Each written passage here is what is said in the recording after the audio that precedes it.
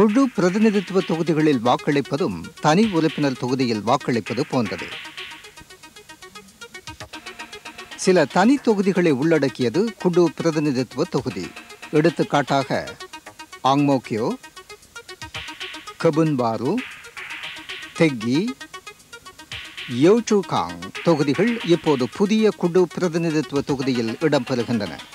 இந்த தேர்தலில் மொத்தம் 5 குழு பிரதிநிதித்துவ தொகுதிகளில் போட்டி இருக்கிறது.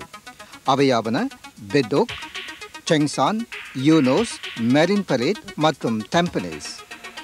ஒவ்வொரு குழு பிரதிநிதித்துவ தொகுதியும் 4 நாடாளுமன்ற உறுப்பினர்களை தேர்ந்தெடுக்க வேண்டும்.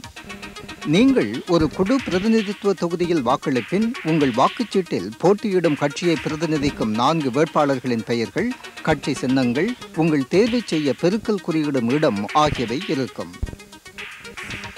பெருக்கல் குறியிட்ட பின் வாக்குச்சீட்டை 2ஆக மடித்து வாக்குப்பெட்டிக்குள் போடுங்கள். உங்கள் வாக்கு ரகசியம். வாக்களிப்பு கட்டாயம் என்பது நினைவிருக்கட்டும்.